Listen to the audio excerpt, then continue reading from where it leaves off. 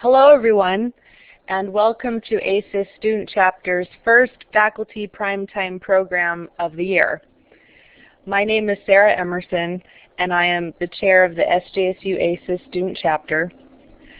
Our program tonight is a Faculty Primetime event, the first in a series, which will feature SJSU SLIS faculty guest speakers presenting topics on relevant professional issues.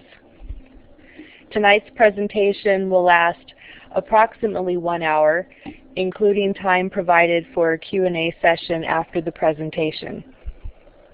At this time, I will now turn the mic over to Frank Florian, the ASIS Student Chapter Program Director, who has the distinct honor of introducing tonight's guest speaker.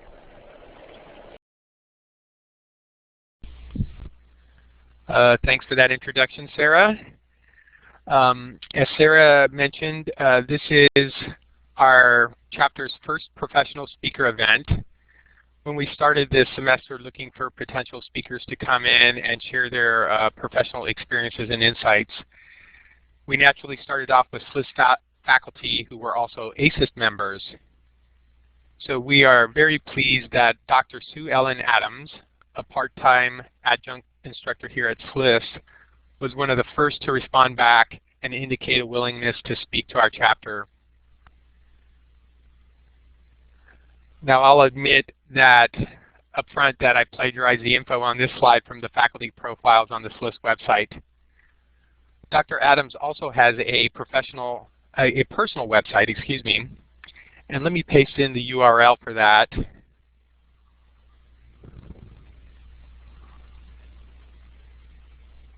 So I just pasted the URL for her website into the chat window so that you can go read a little more about her and her research after this is over.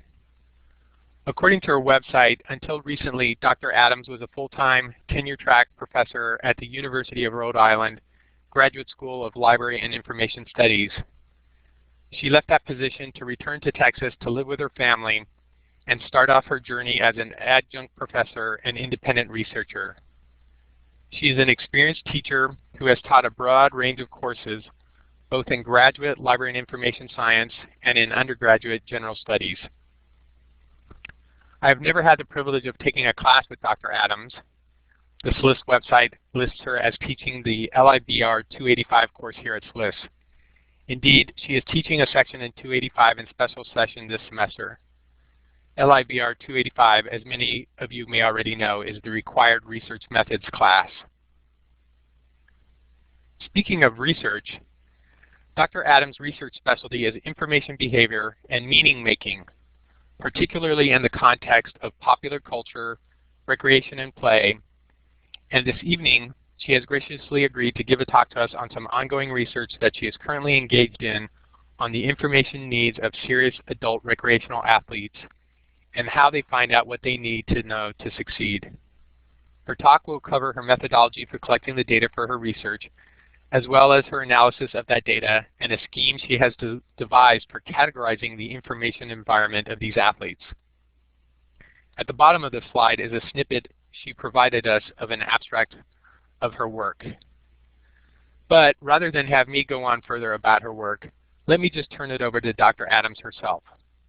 So dust off the research methods concepts you learned in 285, and please join me in giving a virtual round of applause to welcome Dr. Adams.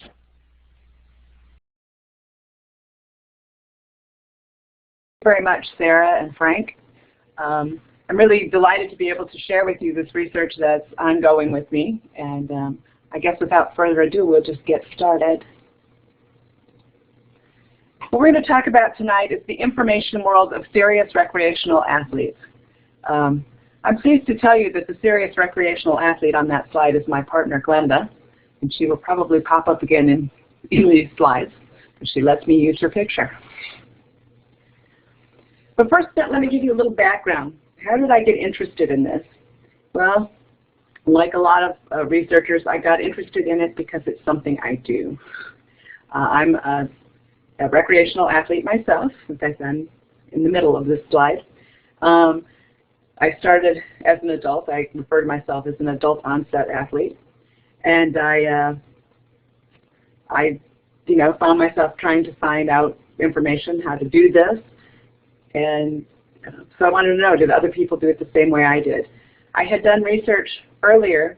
My dissertation research was actually on information behavior and meaning making in online role-playing games. So studying this topic in a recreational setting was not a new thing for me.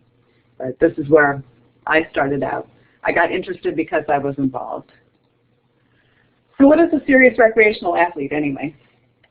Well, my definition is this. It's a person who has decided to do an event, has trained for that event, and completed it. So what do I mean by an event?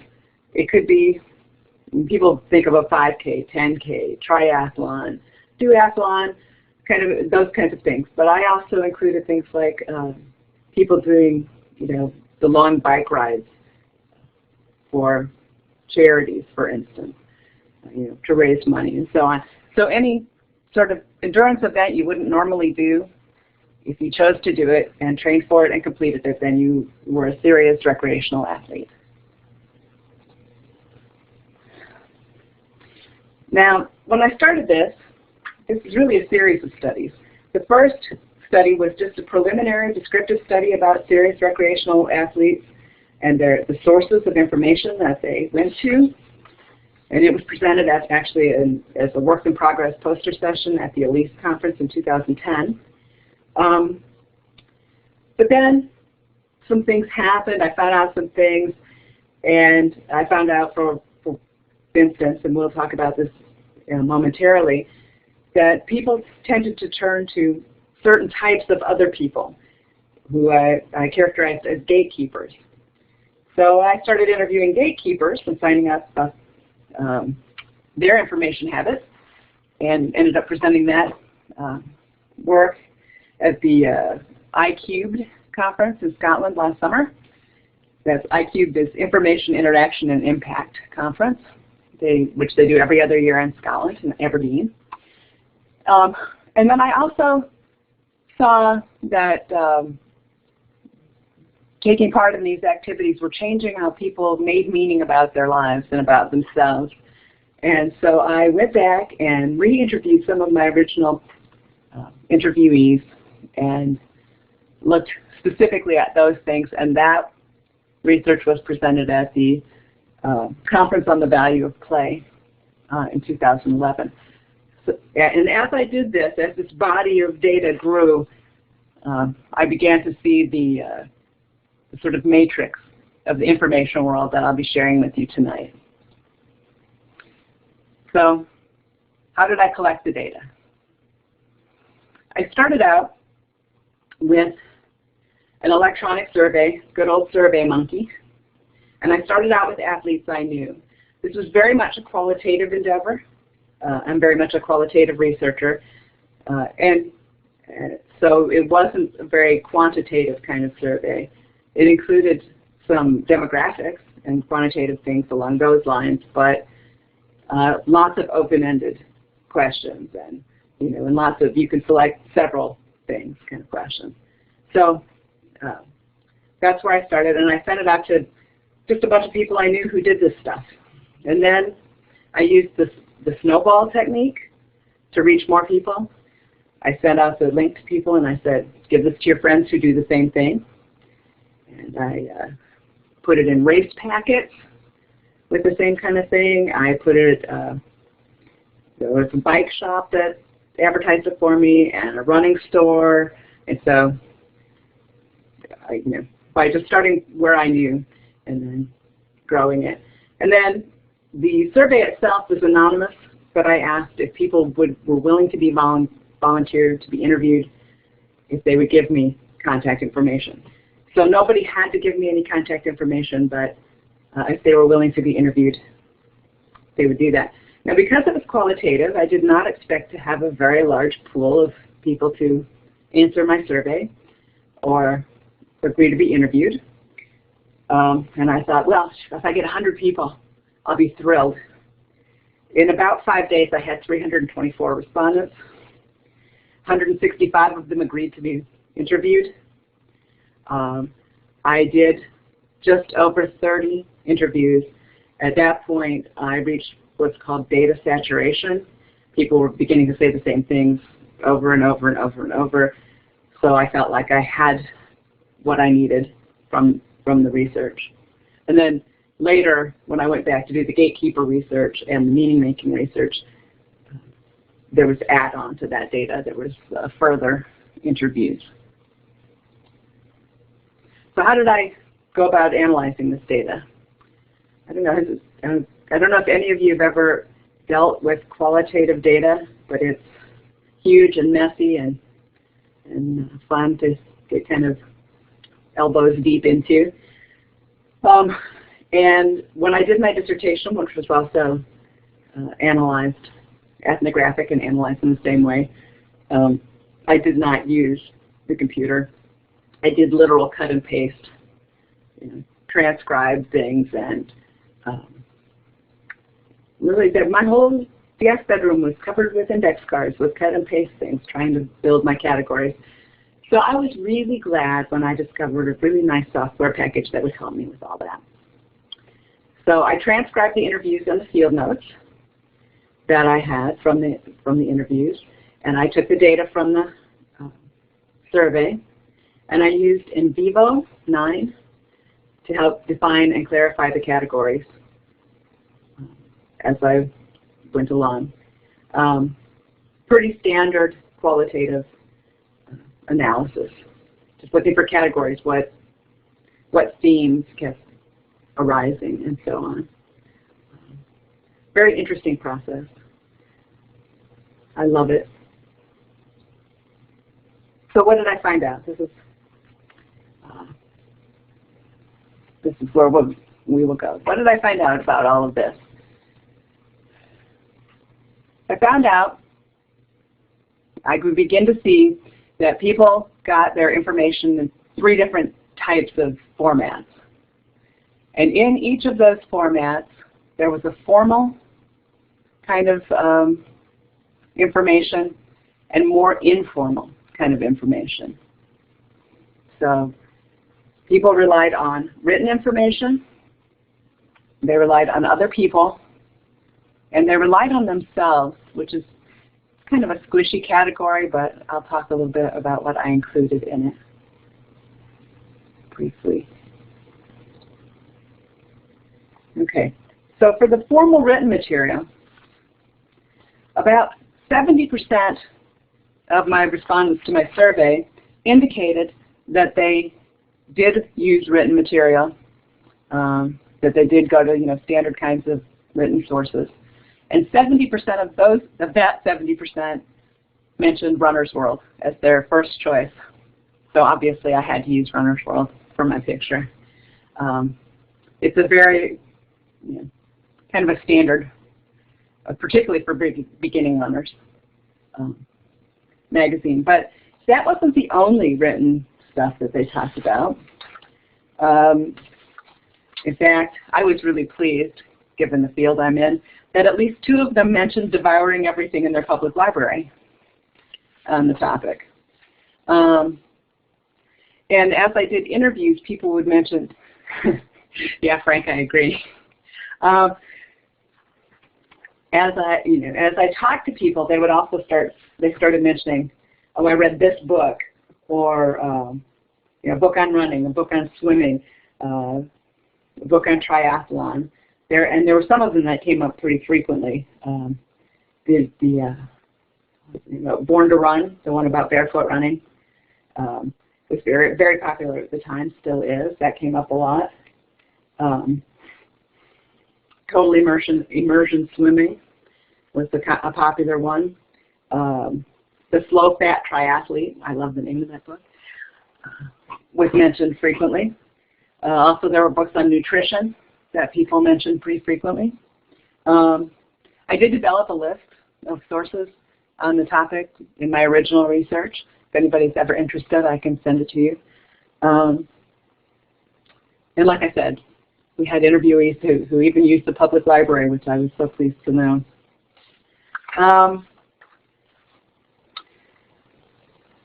Okay. And then we had what I call written informal. A lot of that was discussion forums and websites of that kind.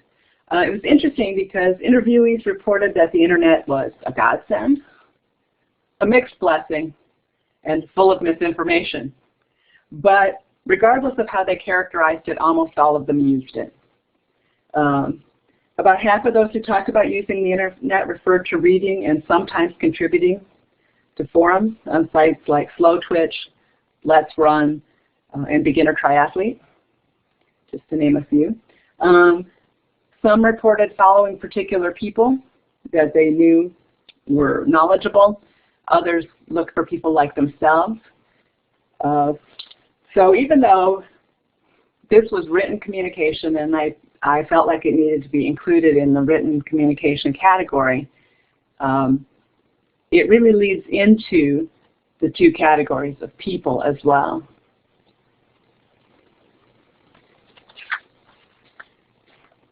An amazing number of people, really amazing number of people, named specific people as information sources. They didn't just say, my coach, or this guy I know, or it was a specific person. And even more interesting to me was that the same 10 people's names kept coming up over and over and over in the Austin area. I was so surprised by that these same people's names kept coming up that I thought these people are important in this information field, and I characterized them as gatekeepers, people who had some higher level knowledge of the information world out there and who were willing to share it with other people. So these were people like, of the 8 that I actually interviewed in the end, 6 of them were coaches. One of them was a nutritionist that everybody in this area in Austin, Texas seems to turn to. And one of them was a specialist on triathlon equipment. But these were the gatekeepers. When I talked to the athletes, when I interviewed them, they said things like, there's just too much information for me to sift through, so I'm going to turn to somebody else who knows it and who's proven. They definitely looked for, when they were looking for gatekeepers, they looked for people who had shown results, who either were very high and athletic themselves or had their athletes they coached had done very well, and so on. Or another person put it this way: I found mentors and the vortex of athletic activity, chatting with people who were there and who were willing to chat. So just putting himself in a position where these people hung out and trying to find mentors. And I call these formal sources because these are people who, many of them, this is their business. Although that isn't necessarily how people connected with them, but people who professionally coach and so on. New athletes would turn to them. But then there's the informal. People talk a lot about, talking to their running buddy, surrounding myself with other people, comparing notes with my peer group, asking for referrals from other runners, and just generally sharing information with them. Or one of my respondents said, I chose to ride with people who are just a little better than me so I could pick their brain and learn from how they do things. So this is another way of using people as information sources, but these are people who are much more on the same par with you rather than somebody who's a professional or has some special expertise.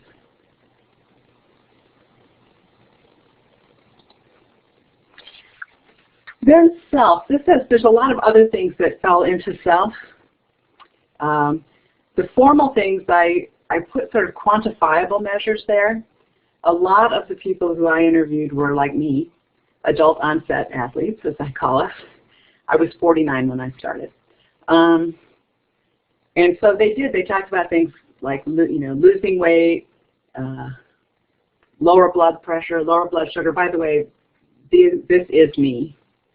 The picture on the left is me probably 6 years ago, and the other one is last fall, after I got second in a race. But I have to tell you that there were really only 3 people in my age group, so it wasn't that big of a accomplishment.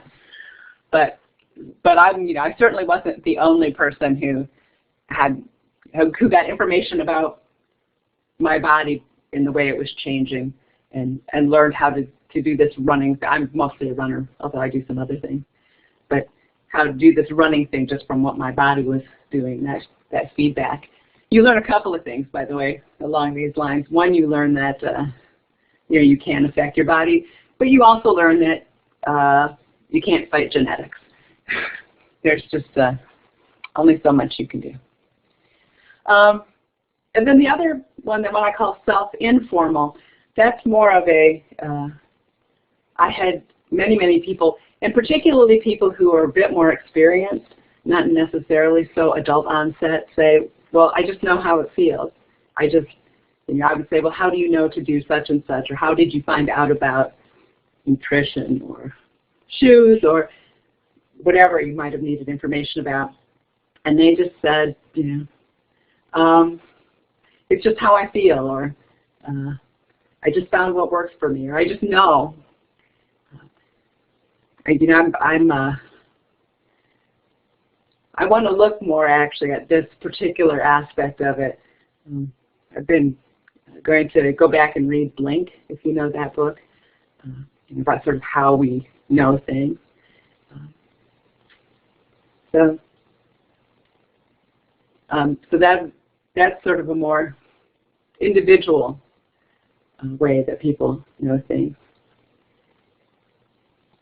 Now that's really the end of my formal presentation, because I expect to spend a good deal of time answering your questions if you have them.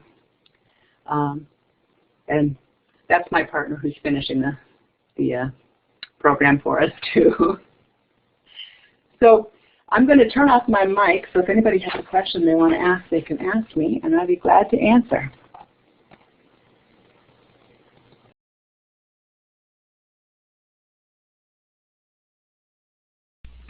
So I'll just jump in here real quick. If somebody wants to ask a question, you can just grab the mic, or you can raise your hand. I'll go ahead and get off the mic to give folks a chance to raise their hand or grab the mic if they want.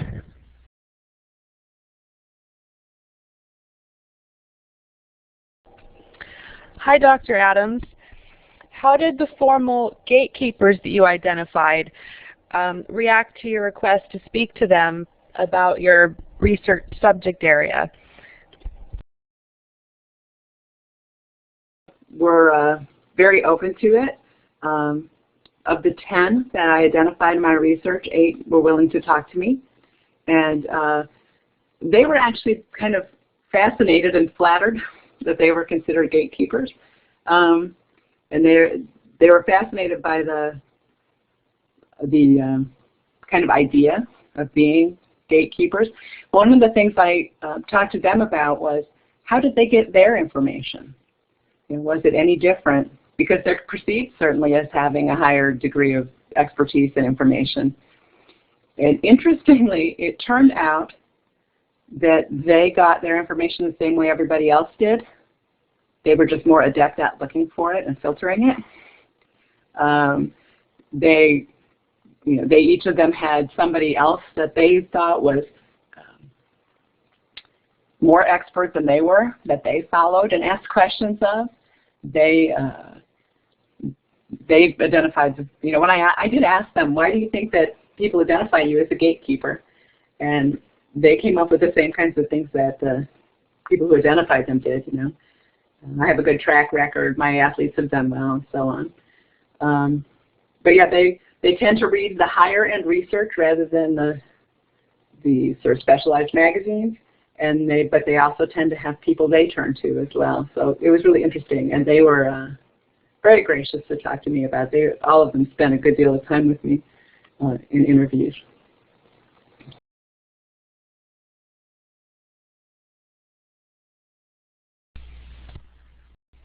Okay, Dr. Adams, I had a question too. When I was listening to your presentation and you brought up the category of people formal and gatekeepers, I immediately thought of librarians, because that's sort of the role we take on. in a lot of information environments. So, but what was really interesting was that this was just one source of information, that there were all these other ways in which the participants in your study were gathering and using information. I was wondering if there's, I guess sort of my question in a nutshell is what sort of lessons might we as librarians learn? You know, we tend to think of ourselves in the informal category, but how might we be able to apply some of the things you come across in your study in, you know, helping people find information?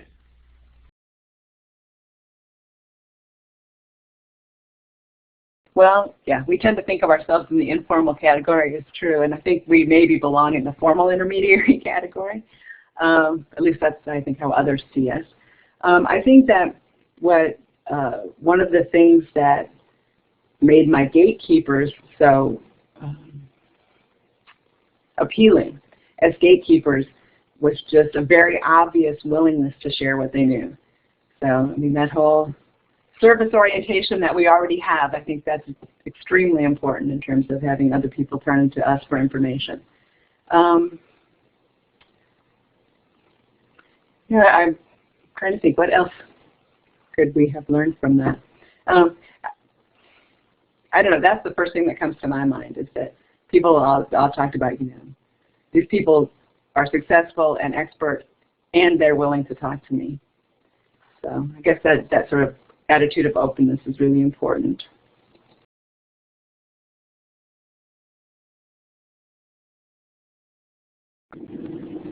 I had a question. I noticed that you only picked athletes who were doing some sort of event that was you had to train for, and then the event came and it was somewhat more on the endurance side. And I went through a similar phase as you. When I turned 40, I was like, I wanted to do all the things I hadn't done. So I started by scuba diving, and then started to play soccer, and was going to the gym, and then started to train for a triathlon and got really into that for a while, then stopped and went only into soccer, and now that's kind of waning. And did you find that people were switching different sports, or were they just starting and maybe only been into it for a couple of years? I'm just curious to see how other people's journeys can run. I had a really wide variety of people, some of whom had been, particularly runners, oddly, had been doing this pretty much all their lives, you know, started in cross country in junior high and things like that. But I had a pretty large proportion of them were like you and like me, adult onset athletes. Never did. I got the most changed at my high school reunion because people didn't believe I did this stuff. I was so like not athletic. Yeah, a lot of people I saw more like a lot of people who runners or cyclists, or you know, doing that now, and decided to try triathlon. Or I didn't see as much, you know, and maybe I didn't ask the right questions to see whether people were, you know, playing soccer and scuba diving and playing softball, and because all of those things are obviously available here and things that people do as, you know, starting out as adults. I did talk to a lot of people who said, I did this because, you know, my boss, my friend, whoever challenged me to do it, and I couldn't back down, and now I'm hooked. So that journey was pretty typical. That people would, you know, train for one of these things, and all of a sudden, you know, decide they weren't going to make this a lifestyle and not just a one-time deal.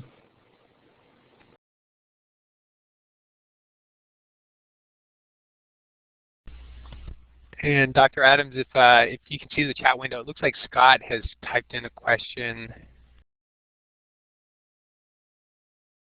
Yeah, I just saw that. You know, the athletes themselves didn't talk too much about how they dealt with the misinformation they came across, only that they had but the gatekeepers, when I talked to them, talked a lot about feeling like it was their job to dispel all those myths that were out there. So I think they were more intensely aware of them. I think a lot of the athletes that I talked to were, how do I put this? They were glad to find any information in some sense. You know, they had all made their mistakes before they really started looking. Like one of them said she ran her first marathon in cotton socks and cross trainers, which if any of you are running, that's the blister, you know, that's the recipe for blisters. Yeah, big time. Ouch. So I think they were glad to find anything. And then I think people progressed and they started asking other people and working it out. So I didn't talk a lot about how they dealt with that, other than that they had found misinformation and were not happy about it.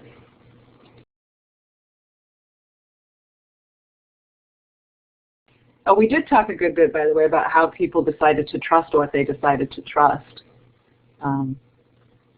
Which is, and it seems that people will take a lot of written information with a grain of salt. They tend to trust someone they know before they'll trust something in writing, even research sometimes, which is kind of interesting to me. I'm going to put in here again and then I'll stop.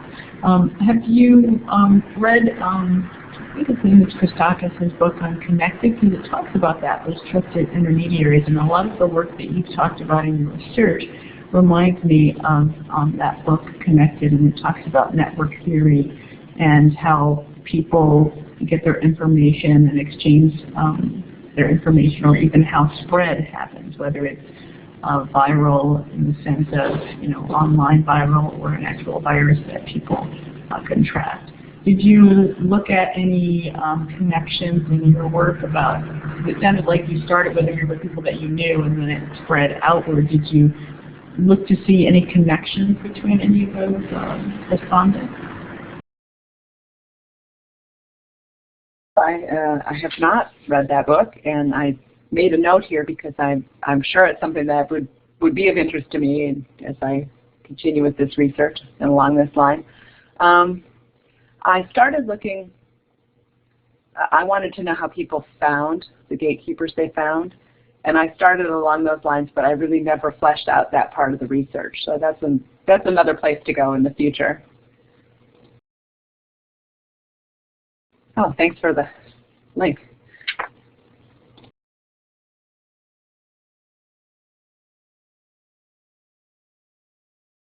I can tell you too, another interesting place I went down the road of this is, I first thought, I was living in Rhode Island when I did this research, but I always had a home base in Texas as well, and I thought I would compare. I thought everybody would be doing it the same way, and I thought I would compare and contrast, only to find out that the system of connecting with other runners in each place is a little bit different. So it was more different than the same on some level. It was kind of an interesting thing.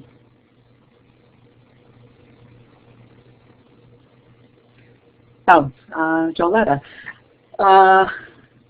Court Performance. No, I have not heard of them, but thank you for that.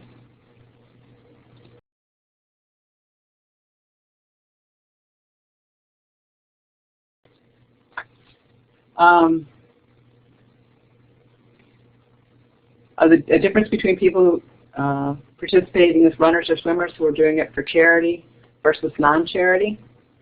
I didn't find a lot of difference, but I think the people I tended to find and who were willing to talk to me were more among the type that were doing it, you know, doing the charity races, the 5Ks and bike events and so on. So I don't think I had a very large number of people who did it for non-charity, although, as you can see from my partner's uniform in that last picture, she did duathlon and triathlon both for Team USA. the International Triathlon Union world. So, I mean, I met a lot of those people, but they were not necessarily the people who were willing to be interviewed. I think they're a little bit more serious than serious recreational athletes, you might say. The differences, Carlette, are you wondering about the differences between the East Coast and Texas?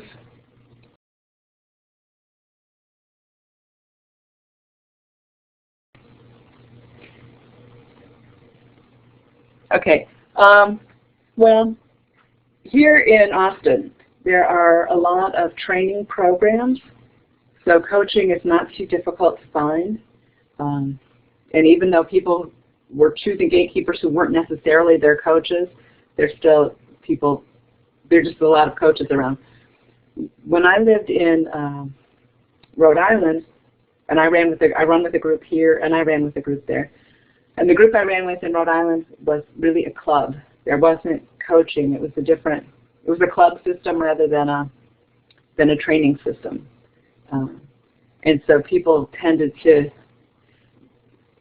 ultimately they went to all the same places that I talk about in my research, but they tended to sort of go to them in a different order.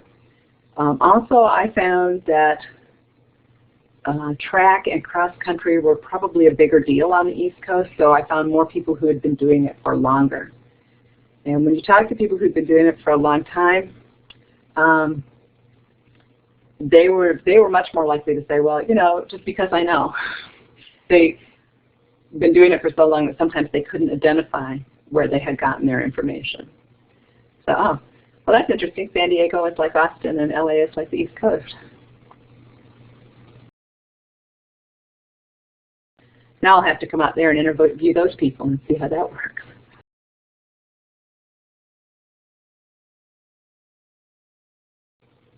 Actually, I was in San Diego not too long ago, and I plan to, hopefully in the spring, I hope to be at graduation in San Jose. Cross your fingers that I can get it worked out.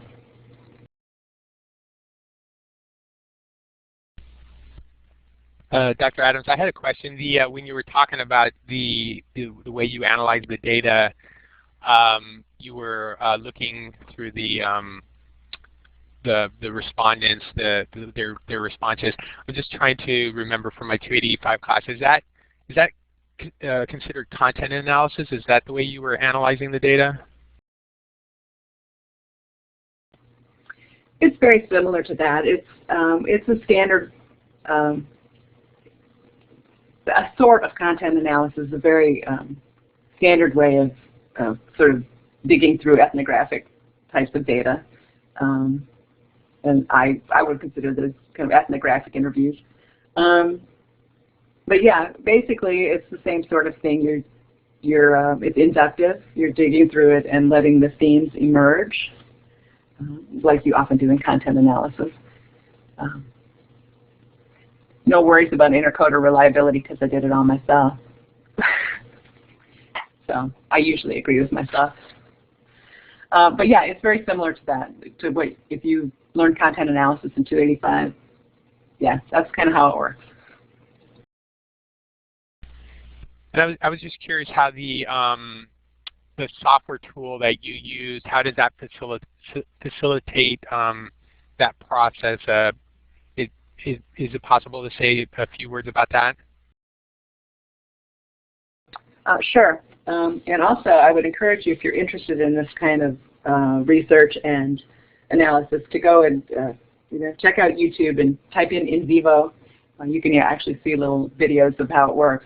But essentially, as a researcher, I mean, I had to be pretty familiar with the data, and I had to input it all. But you start to see similar words cropping up, and you can actually sift them with in vivo. Put in those words as a theme, and it will find every place they appear. So it just helps you to collate that rather than having to do that by hand.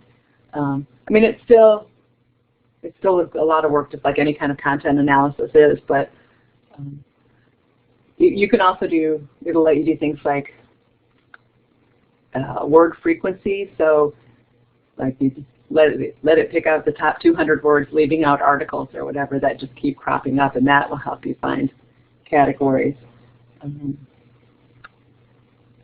You can go through and just take snippets and code them by hand as well. But it just helps you sort of get things all in the right place and discover those categories without having to manually cut, paste, sift, and so on. Because you can search for words that occur together and all that kind of thing.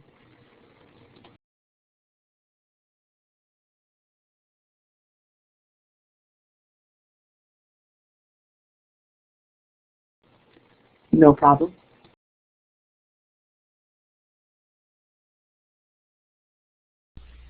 Yeah, I had one other question too. When you mentioned that there were a couple of respondents in your pool who did make use of their local library, I was curious whether they went to the library already knowing what they were looking for, and they just used the library as a as a place to get what they needed, or did they go there with to actually help to seek guidance in the library, or did that come out in the responses?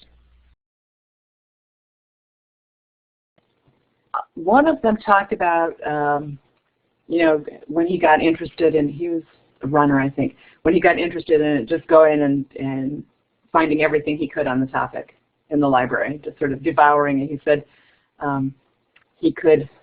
it was much cheaper than going to the bookstore, I think is the way he put it. I can't remember if the other one indicated or not, but the one man that sticks in my mind, he said that, he kind of knew in general, I guess, what he wanted, because he wanted anything he could find about running, but he just sort of devoured everything that was there.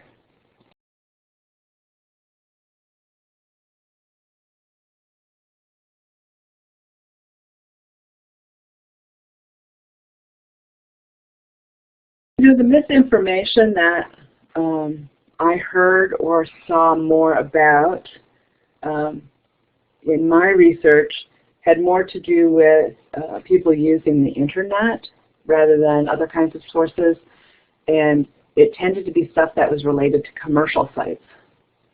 People talked about trying to get information about something or other, and like equipment, and getting their information on some .com commercial site. Yeah, that's a good one too, Scott. Selling supplements, that sort of thing. And then finding out whatever it was wasn't right for them. So yeah, information literacy issues. That's a very good way to put it. That people just don't know how to judge those things, and they'll fall into a commercial site and just take things at face value. In fact, I remember asking one person, how do you know what to trust when which sites to trust when you're on the internet? We were talking about this, and she said it never occurred to her not to trust, which I found very frightening.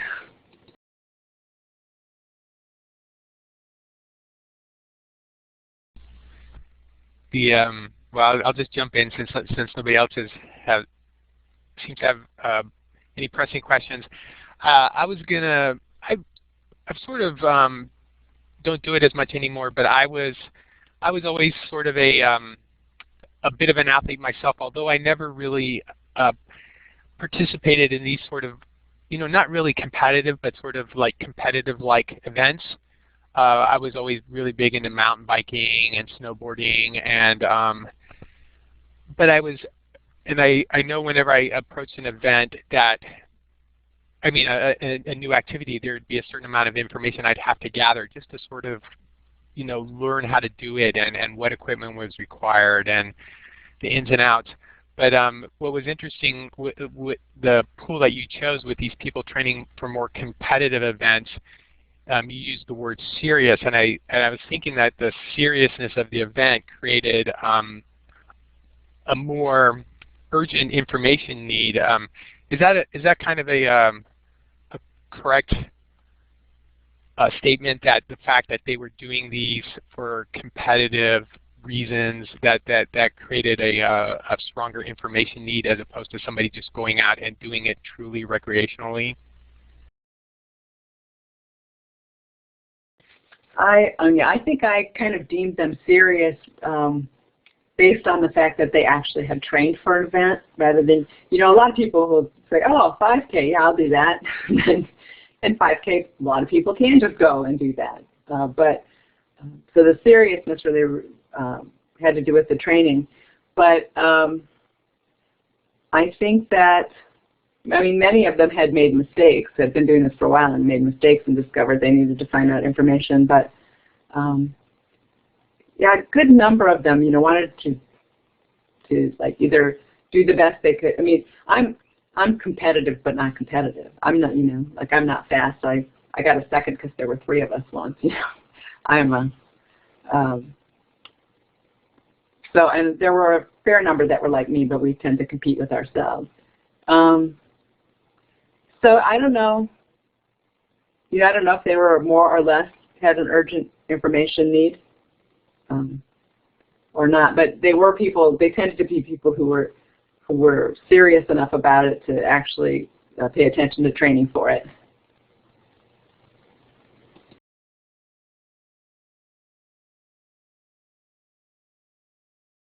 I see that Carlotta is asking me about if there were people who suffered injury and so they sought better information. Yes, there were some of those, and there were some who talked about having chosen the wrong group or gatekeeper and pushed too hard and been injured and decided to turn to other people. So there were people who had been injured a number of different ways, and it affected their how they got their information. Injury was one of the big ones. Equipment, nutrition. Those are the kinds of things that people talked about needing information about.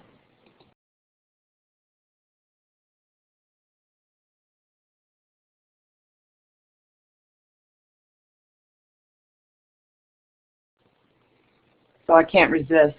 Where did you go for information?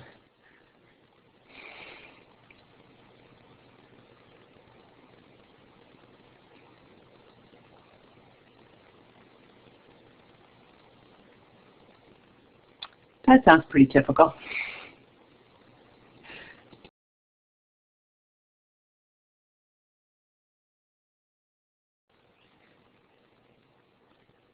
That's not so typical. Actually, a lot of people, she said she went to the doctor first. A lot of people will go to the internet first. Let me tell you my internet misinformation medical story. I had 2 friends, both at the same time. Yeah, that's the one. And actually one of them was my partner. And both of them were convinced by what they read on the internet that they had stress fractures, both runners. Turned out that when one of them actually went to his doctor and found that he had his shoes laced incorrectly. There was nothing wrong with him at all. And my partner actually was the other one, and her shoe was, the tongue was misshapen, and so it was rubbing wrong. As soon as she pulled it the other way, it worked fine. So she, no stress fractures. On the other hand, I have to admit that about a year ago, a little over a year ago, I hurt my knee, and I used the internet to try to convince myself that it wasn't hurt as badly as it actually was. I ended up having knee surgery, but I'm back to running, and so I'm happy. But I was kind of miserable there for a little while.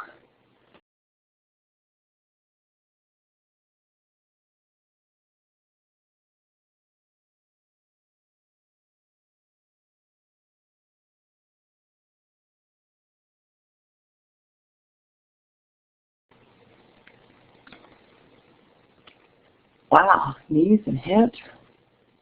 Oh, I'm glad to know that's not a sports injury, but I'm sorry that you're injured at all, Joletta.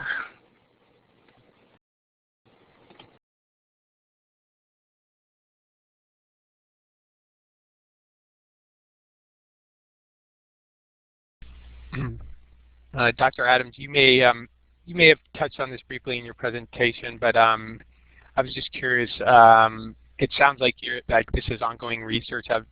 I was curious what directions you're thinking of going with this, or what sort of plans you have to continue this research. It is ongoing, and I'm hoping to tighten up the thing with the matrix that I showed you all tonight. I want to look further at those self aspects. I think they're kind of unusual ways of characterizing getting information, and so I would like to look more deeply and see what, if anything else, has been done along those lines. And then I've been talking had been talking to some people at the University of Texas who are in the sports management program. They're very interested in this idea of adult onset athletes and the meaning-making aspects. When I studied that, I talked a lot about dramaturgy, how we change our definitions of ourselves through the course of this, and that's kind of the dramaturgical approach, and self-efficacy. People found themselves feeling more effective at a lot of things, just not just the athletic things. And a few people that I actually met them at a conference. So I work across campus from them because I'm teaching one class at UT, and I met them in South Carolina at a conference. But we're interested in looking further at specifically people who started as older adults in athletics and the meaning-making aspects of that. So those are sort of the two directions that I'm looking at going next with this.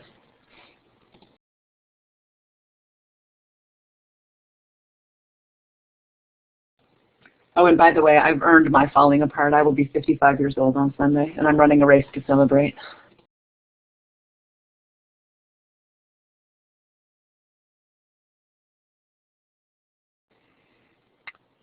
The race is a marathon relay, so I have 4 friends running it with me. I'm running the 5K anchor leg. And yes, Lauren, I think the self aspect may indeed have a lot to do with the activities being physical. You kind of have to check in with your body if you're doing this stuff. On the other hand, one of the things that intrigues me most about it is that a lot of people, particularly who talked about that self-informal stuff, couldn't identify that that's what it was. It's just sort of, I just know. And so that was interesting to me, which got me thinking along the lines of blink and just knowing and making micro decisions and stuff. So that's kind of where I'm going.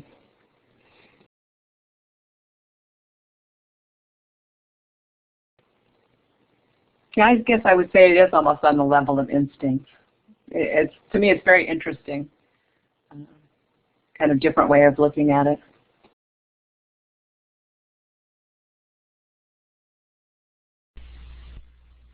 Okay. Well, I was just going to do a time check. We're getting close to the hour here, so I don't want to keep Dr. Adams well past the allotted hour.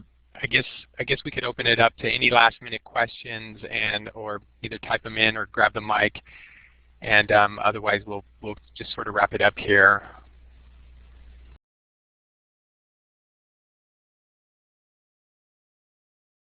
Before we go, let me give you one other link. But hold on, I have to go grab it. I'll be right back.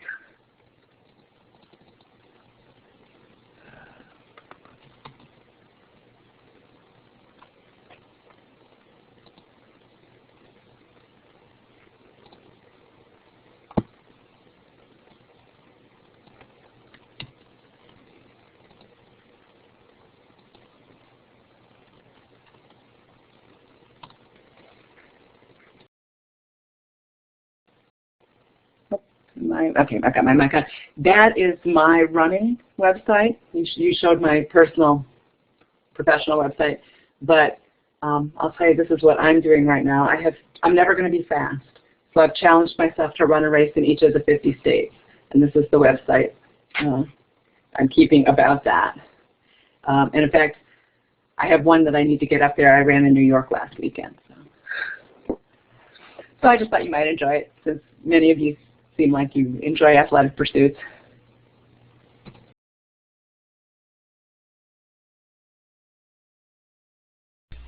All right, thanks so much for sharing that. Yeah, I just looked at the website. It looks very interesting, and it does sound like there's a lot of serious recreational athletes in the crowd tonight. So let me go to this last slide here, and I'll just say this wraps up the formal part of our event this evening. Thanks for joining us. I've put a couple links on this slide here about our chapter, the National ASIS organization, and I'll go ahead and get off the mic now, and maybe Cheryl will have a few comments just to wrap it up here. But otherwise, thanks for joining us, and thanks especially to Dr. Adams for being so gracious and giving us a very interesting talk.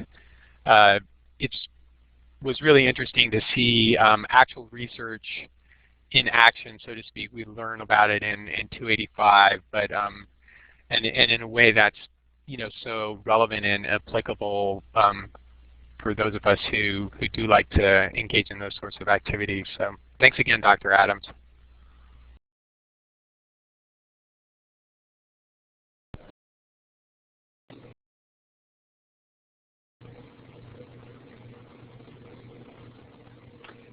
I really enjoyed speaking to you, so you're most welcome. And I would like to thank you too, Dr. Adams, for a great presentation. It was fabulous. And also to Frank for planning such a great program event for us tonight and moderating. And I'd also like to thank everyone for attending our faculty primetime event tonight. And I hope to see you all again at another one of our programs this semester. The ASIS student chapter will be holding its next faculty primetime event on October 5th, featuring SJSU SLIS faculty member Dr. Judy Weedman. And if you haven't already, please consider joining the ASIS student chapter, as we have a lot of exciting things planned for the upcoming year and would love to have you join us. In addition, our next business meeting is on September 28th at 6 p.m. Good night, everyone.